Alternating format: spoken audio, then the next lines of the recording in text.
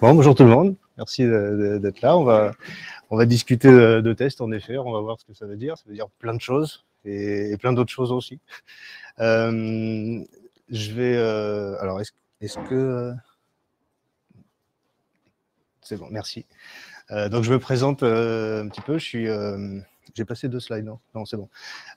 Donc, je suis Alexandre Robert, je suis en charge des tests et de l'intégration continue chez AT Internet. Donc, je vous ai mis un petit peu le contexte métier de l'entreprise, pour ceux qui ne connaissent pas. On a une stack technique et une stack d'outillage aussi interne qui est définie à peu près comme ça. Donc, il y a pas mal de variétés. Et on a principalement des contraintes, voire même des problématiques de haute dispo, de performance, parce qu'on analyse du trafic en temps réel, de gros volumes de trafic, et donc c'est une composante qui est vraiment essentielle pour nous à prendre en compte. On ne peut pas se permettre de défaillir sur ce niveau-là. Donc ça c'est pour le contexte un petit peu métier techno. Moi je suis en charge de, donc je l'ai dit, test SCI, mais à la fois en tant que manager des équipes qui sont concernées.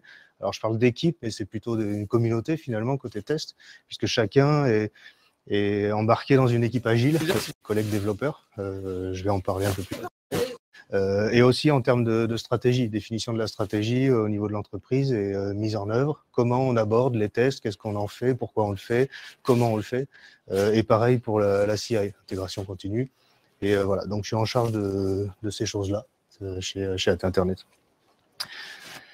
J'avais prévu un petit slido, mais vu qu'on n'a pas de connexion disponible pour tous, on va pas le faire, mais c'était voilà, savoir un petit peu comment vous vous sentez. Alors je vous ferai interagir quand même sur une prochaine question. Celle-ci, c'était plus avoir un petit smiley pour chacun, pour voir un peu comment vous abordez la conf, sachant qu'on va parler de tests. Alors, les perceptions peuvent être très différentes suivant les gens. Donc le test d'abord, de quoi on parle? Parce que le test, chacun a sa petite idée de ce qu'est le test. Et en fait, c'est normal. Et il n'y a pas une recette miracle pour définir ça, mais on peut quand même s'appuyer sur certaines choses. Donc, d'après l'ISTQB, qui est le Bureau international des tests logiciels, qui normalise un petit peu les définitions, les glossaires, les pratiques. Il y a des syllabies, comme on effectue le métier autour du test logiciel. Bon, donc le test pour eux, c'est un ensemble d'un ou plusieurs cas de test. Jusque-là, bon, pourquoi pas, mais est-ce que c'est vraiment suffisamment clair? Il faut aller voir un cas de test, du coup. Un cas de test, c'est un ensemble de conditions préalables. Là, ça commence à devenir un peu plus détaillé. Les données d'entrée, les actions, la procédure de test, les résultats attendus, mais bon, élaborés sur la base des conditions de test. Qu'est-ce que c'est encore cette chose-là? Donc les conditions de test, c'est un autre aspect. Et là, on peut partir comme ça, on peut dérouler quasiment tout le glossaire. Donc c'est intéressant, ça a de la valeur, mais ça va peut-être pas forcément nous aider à nous aligner sur ce qu'est le test dans le développement logiciel. Donc je propose moi autre chose, alors que j'ai pas forcément inventé, hein, mais que j'aime bien, c'est simplement on a un attendu, un comportement ou en général un comportement, et on peut constater autre chose. Et le test, c'est finalement voir comment on va pouvoir mettre en relation les deux.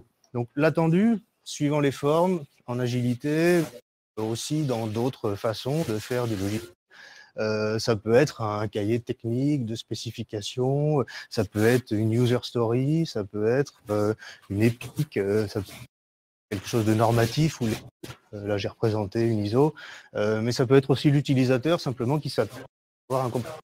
Et c'est écrit nulle part, c'est par rapport à notre outil. Et le constater, il y a différentes façons de constater les choses, où des gens vont constater le comportement du logiciel. Ça peut être le client, le PO, le développeur, quelqu'un qui passe.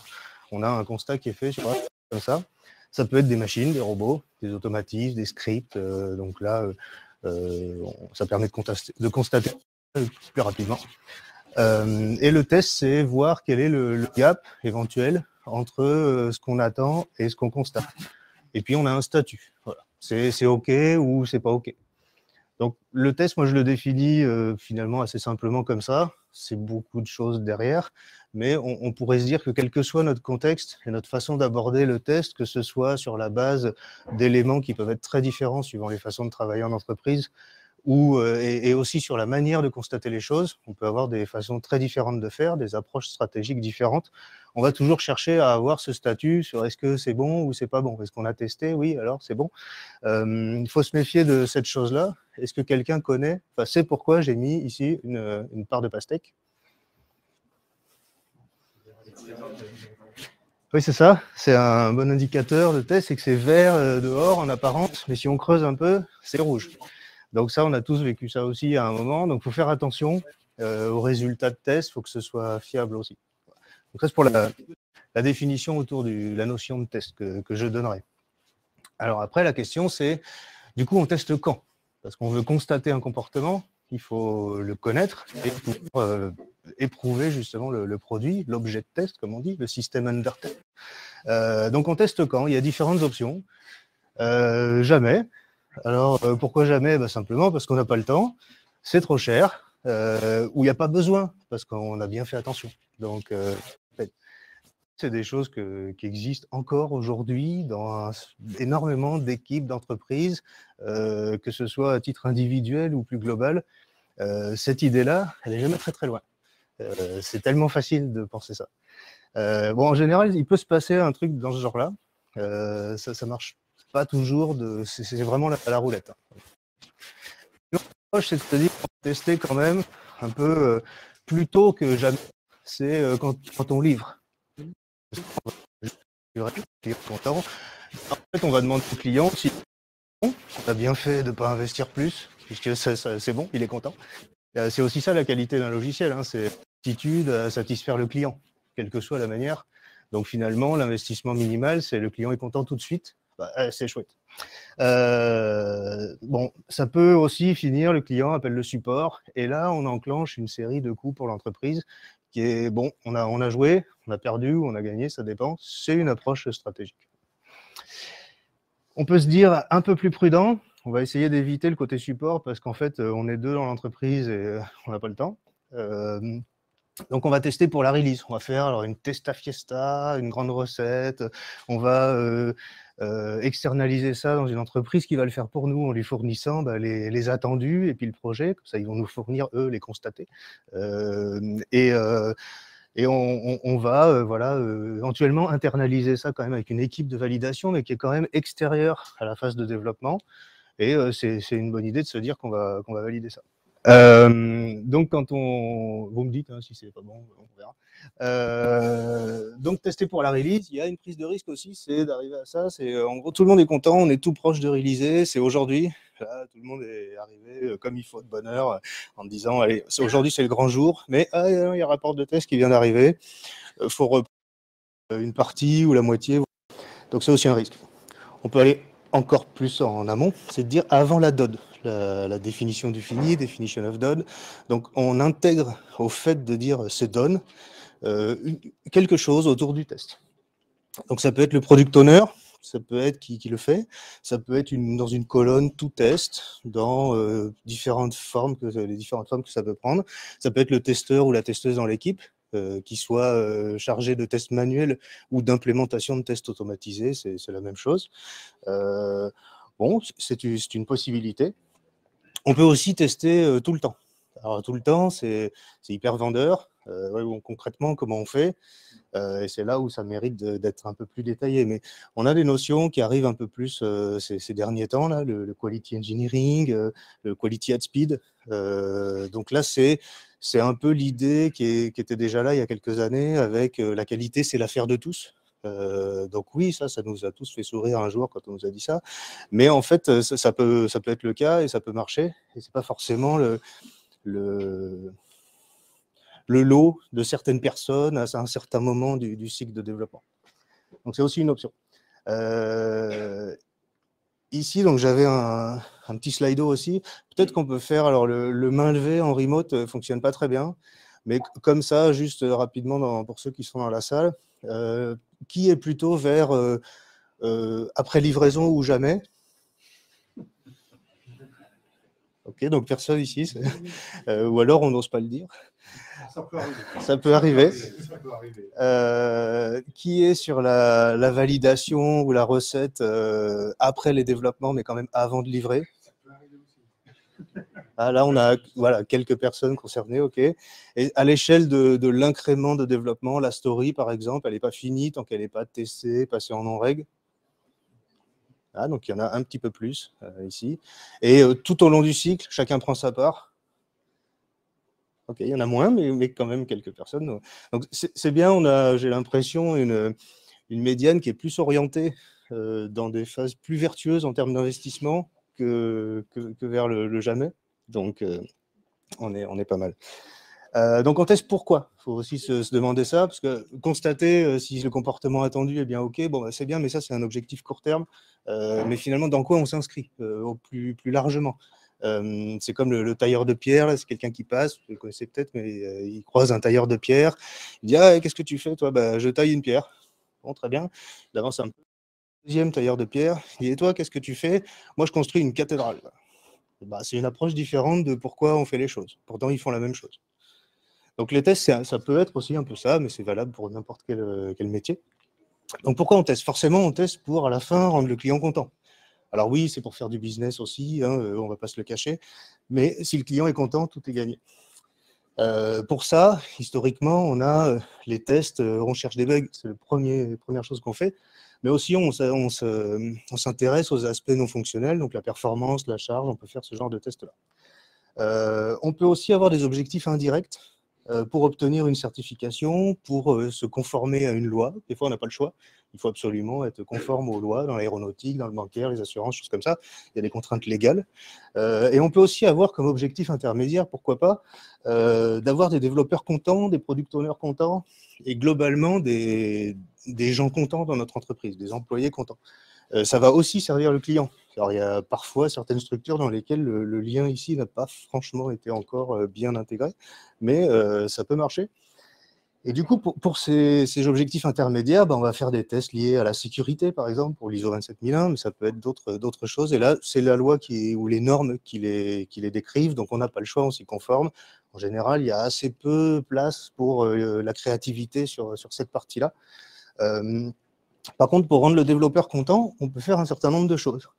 On peut essayer d'alimenter, de diffuser, de partager tout ce qui est bonne pratique, avec aussi des tests. Ça peut être des tests entre développeurs, avec certains outils qui visent aussi à développer les compétences et les bonnes pratiques de chacun.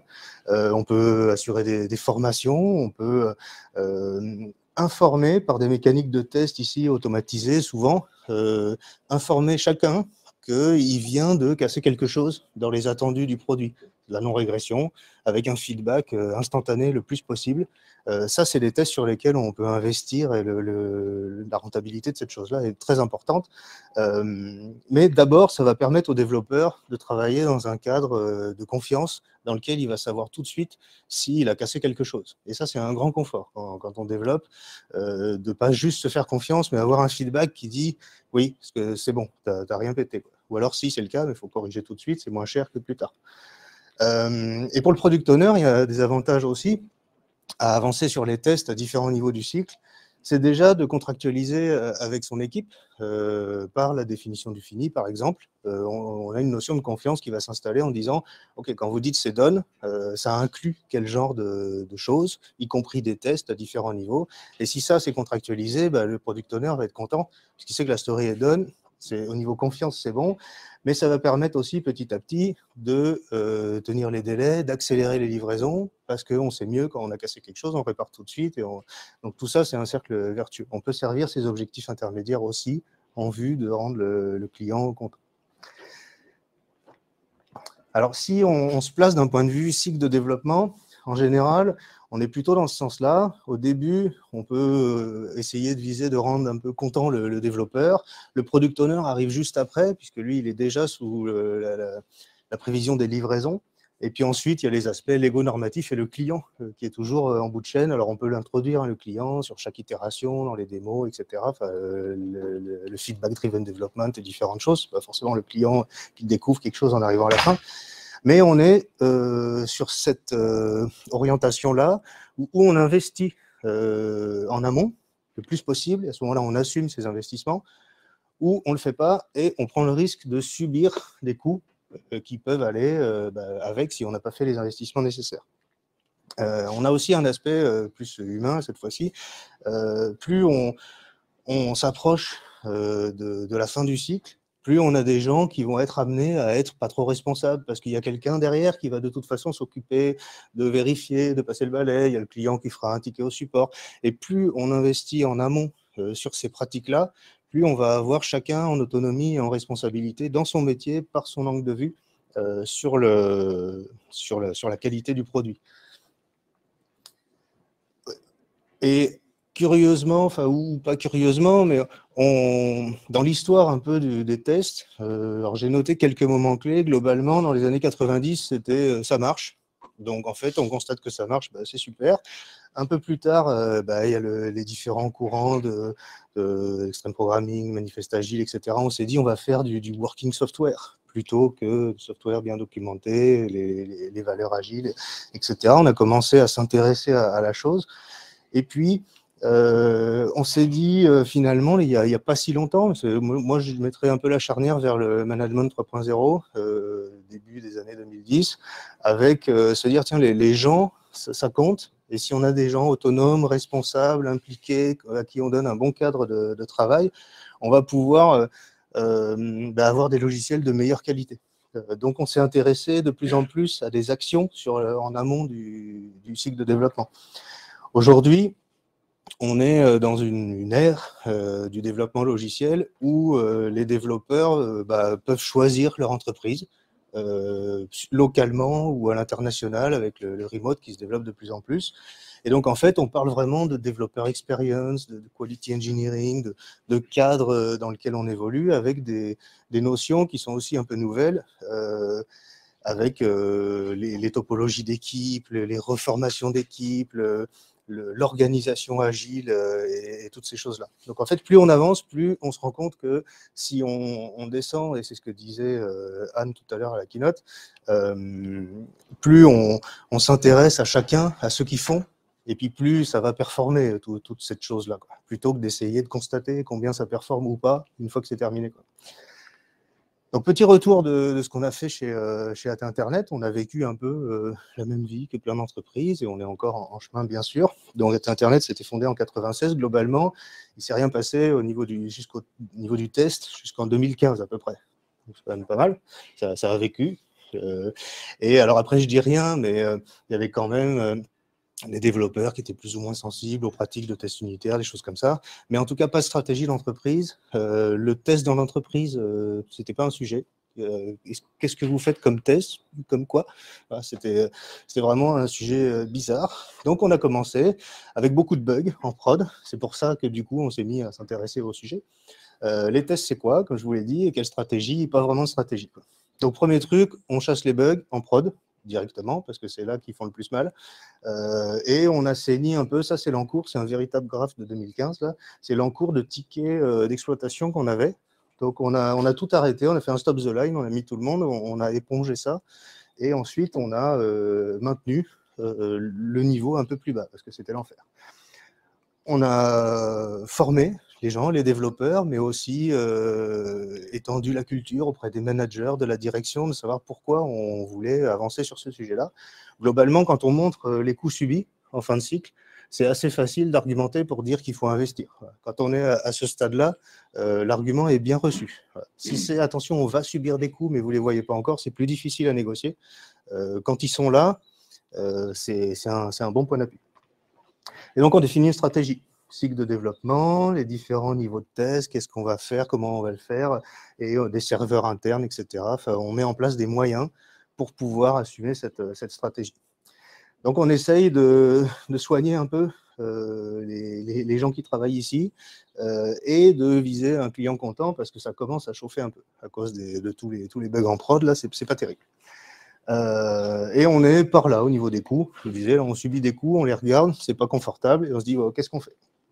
En 2016, on essaye d'y aller. on a une stratégie qui est définie, on a des gens qui sont embarqués globalement. J'avais fait une présentation il y a 3 ans, il me semble, sur comment on embarque tout le monde dans un changement dans la façon de faire les choses, l'intégration continue, des choses comme ça, c'est un autre sujet. Mais qui fait quoi et le temps, et on n'a pas le temps. On n'a pas le temps de faire ça bien, de faire juste ce qu'on a prévu de faire. Donc du coup, comment on fait? Alors, pour embarquer tout le monde, c'est assez facile. On se dit qu'on va attaquer tout de suite auprès des développeurs qui sont là et qui vont pouvoir commencer à vraiment étendre leurs compétences et leurs pratiques en termes de TU. Et puis, forcément, moi, je vais aller m'adresser au CTO en lui disant, bon, OK, on a une stratégie, c'est bien, on veut faire bien les choses, mais on n'a pas le temps et les gens ne sont pas forcément formés à ça. Qu'est-ce qu'on fait? Donc, on acte la création de postes de testeurs. Alors, nous, on a opté pour une stratégie uniquement de testeurs automatisés. C'est des développeurs de tests. Il n'y a personne dont c'est la mission de tester le produit manuellement. C'est un choix. Il n'est pas meilleur ou moins bon qu'un autre. C'est une stratégie d'entreprise pour attaquer justement la couche de test une fois le produit déployé, les tests en boîte noire. Et on se dit, voilà, on a l'intégration continue qui commence, mais ça aussi, ça a du mal un petit peu à décoller.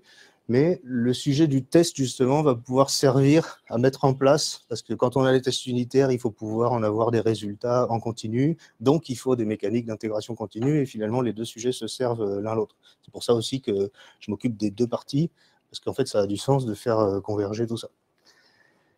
Donc, on a des développeurs là, qui augmentent leurs compétences, leurs bonnes pratiques, leur partage aussi. Et on commence à aller vers des investissements doucement, mais qui vont nous éviter certains coûts. Alors, on espère, en tout cas. En 2018, donc on continue cette progression.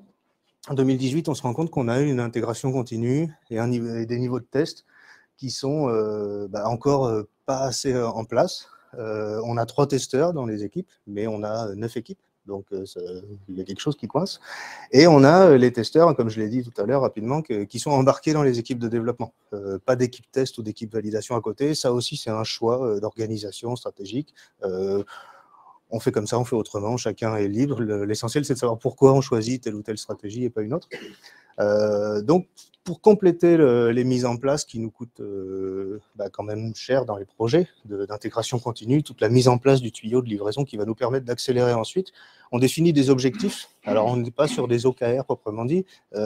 Si j'avais su, on aurait essayé. Mais, des objectifs auprès des équipes, mais c'est surtout pour nous un moyen de négocier les moyens auprès de la direction en disant on a mis des objectifs aux équipes, donc on leur doit les moyens pour pouvoir les atteindre.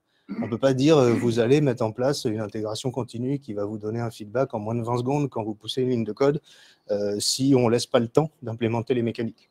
Donc, ça a marché. Les moyens ont du coup été indispensables. Les équipes disaient mais moi j'ai ça comme objectif, mais je n'ai pas les moyens. Quand est-ce qu'on le fait? Comment on fait? Donc, ça a fonctionné.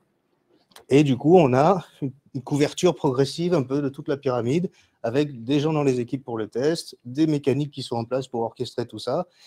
Et il nous manque quelqu'un un peu dans tout ça, c'est le product owner.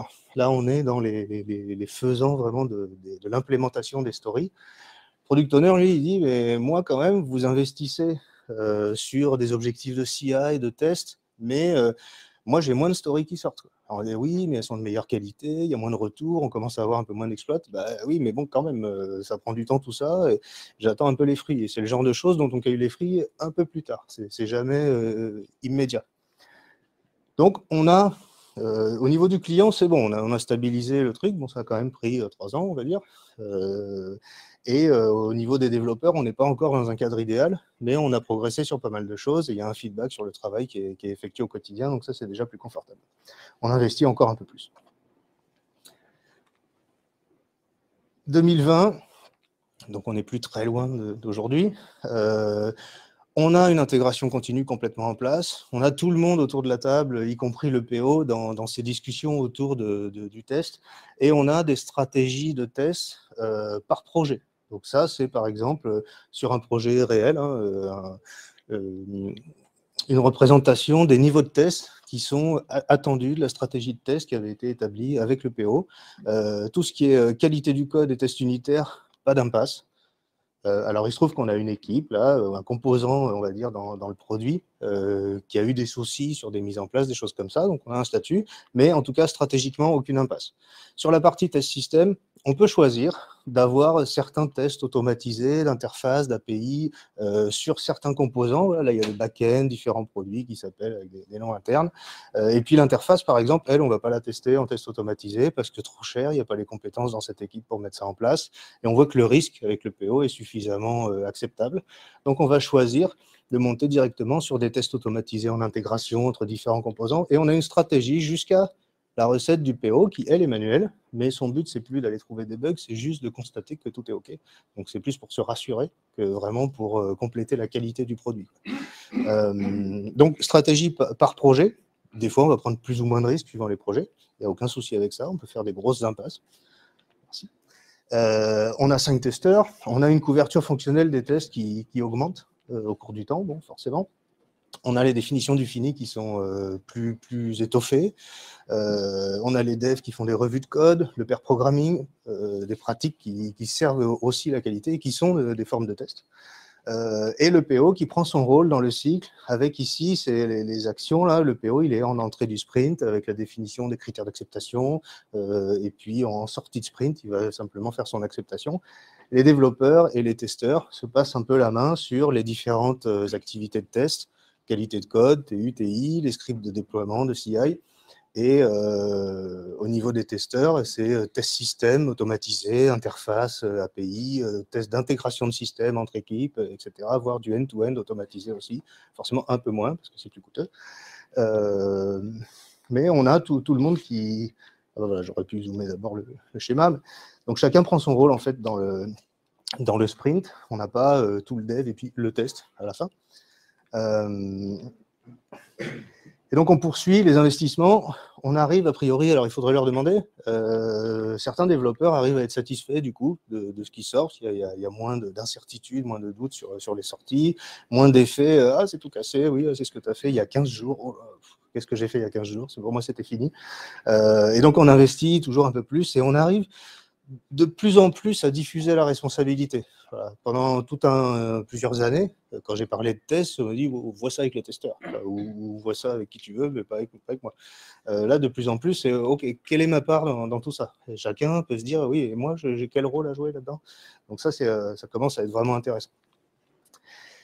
Nous voilà aujourd'hui, en 2022.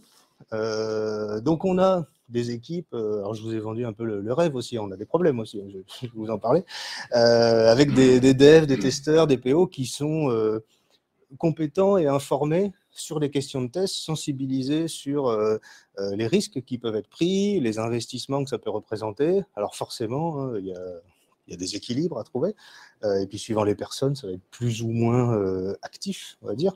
Mais globalement, je veux dire qu'on a une structure complète qui est sensible à ce genre de choses. Dire ce qu'on investit en qualité aujourd'hui, on va le gagner en productivité. Ça, finalement, on en a fait l'expérience. Alors plutôt à l'inverse. C'est tout ce qu'on n'avait pas investi, on l'a perdu en productivité. Ça fait mal. Alors, quand on investit, c'est pas forcément facile de dire on a gagné de la productivité parce qu'on trouvera toujours quelqu'un qui va dire là sur les deux courbes qui sont corrélées, par exemple, ou pas. Oui, bon, d'accord, on fait plus de tests, on livre plus, il y a moins de bugs, mais c'est pas à cause de ça, c'est parce qu'on est mieux expérimenté, parce qu'on a changé de produit, on a refait from scratch. Bon, au final, chacun y voit ce qu'il veut, mais à l'arrivée, on a moins de coûts subis. Donc, ça, c'est un fait. Et prochaine étape, qui est en cours d'ailleurs, c'est vraiment embarquer les managers, les Scrum Masters sur le soutien, le rôle actif qu'ils peuvent avoir auprès de chacun et au quotidien pour justement continuer à encourager cette culture et pouvoir alimenter ce cercle vertueux duquel il est très facile de sortir. Les aspects liés à la sécurité, à différentes choses aussi sont intégrés. Ça, c'est des trucs qu'on ne fait pas en premier en général, alors sauf dans des secteurs d'activité dans lesquels on n'a pas le choix. Mais quand ce n'est pas le cas, comme pour nous par exemple, c'est des choses qui arrivent après, c'est plutôt bon signe de commencer à se pencher sur ces sujets-là. Donc on a presque tout. Alors après, on n'est jamais arrivé. Hein. Presque tout, c'est juste parce que j'ai envie de dire ça, mais c'est pas le cas forcément. Et du coup, je dirais que Le CTO pour moi, mais qui représente plutôt la direction, c'est pas juste une personne, c'est l'entreprise finalement. Alors, au département technique, l'entreprise, elle est représentée par le CTO. Pour moi, c'est le cœur de ce qui doit servir cette mise en place, parce que forcément, ça coûte de l'argent. On ne va pas se mentir, quand on met en place des automatismes, des scripts, des tests, qu'en plus on les exécute sur des machines, c'est du temps machine, c'est du temps humain, c'est de la compétence, c'est de la formation, ça coûte. Donc il faut absolument que ce soit acté, validé. On ne peut pas faire ça en douce comme ça dans un coin sur le sprint, parce que finalement on va prendre 3 jours pour faire ça, mais on ne le dit à personne. On va retirer 25% de la bande passante et puis on se débrouille. Il y a un moment où ça coince, ça peut marcher un moment, pour enclencher peut-être certaines choses, mais globalement, ça ne va pas transformer l'entreprise. Enfin, je ne pense pas que ce soit suffisant, ou alors c'est au prix vraiment de dépenses d'énergie de beaucoup de gens qui vont, pour certains, s'user complètement, pour d'autres, être frustrés, se décourager, et puis peut-être que certains vont réussir quand même à passer, mais au prix de quels efforts. Je pense que ce n'est pas ce qu'on doit attendre de chaque employé dans l'entreprise qui surinvestissent pour pouvoir aller contre quelque chose qui ne serait pas porté par l'entreprise et encouragé par l'entreprise. Donc il faut ça, il faut des compétences. Ça, c'est aussi, faut former, expliquer, diffuser la culture auprès de tout le monde. Il faut une collaboration, on ne peut pas faire ça tout seul dans son coin. On ne peut pas non plus faire ça qu'avec les testeurs. On ne peut pas faire ça qu'avec un manager, mais pas les autres. Donc il faut absolument que tout le monde à un moment se retrouve. Il faut une stratégie, forcément.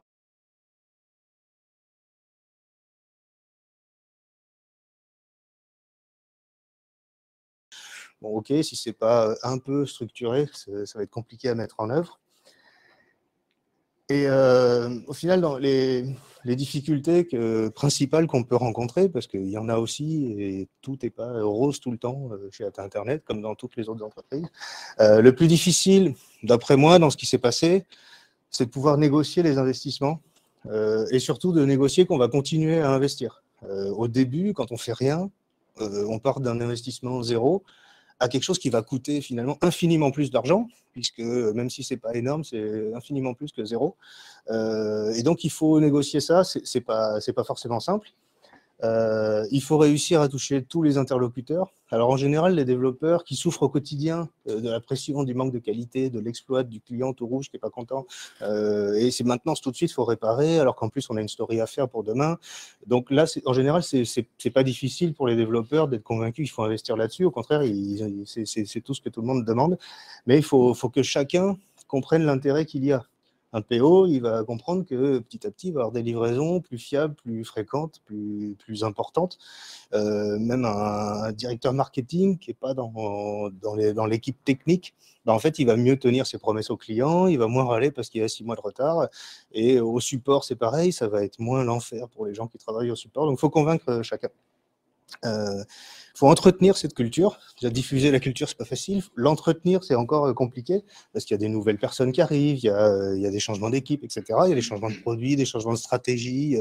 Et au final, il y a un vrai risque que ça se perde. Tous ces gens-là qui sont là aujourd'hui dans l'entreprise n'ont pas forcément vécu toute cette transformation. Et du coup, il faut entretenir ça et ça, c'est pas simple. Il y a un équilibre à gérer avec la pression des projets, parce qu'il y avait des projets, forcément, c'est une réalité, on ne fait pas que ce qu'on veut, on a des choses à livrer. Les pièges qu'on peut avoir, c'est se dire, voilà, ça va mieux, donc maintenant on va ralentir, on va renvoyer un peu du projet, là, de la feature à fond, c'est bon, on a suffisamment investi, là, je vous ai dit, ça fait 7 ans, stop. Donc ça, c'est un vrai piège, parce qu'on va repartir, et là, pour le coup, c'est beaucoup plus rapide de tout effondrer que de construire tout ça. Et la petite tentation, allez, juste pour cette fois, là, on livre comme ça, parce que vraiment, le client, il va être super content si on fait ça. Donc là, on ne fait pas de TU, on ne fait pas de refacto, on ne passe pas l'analyse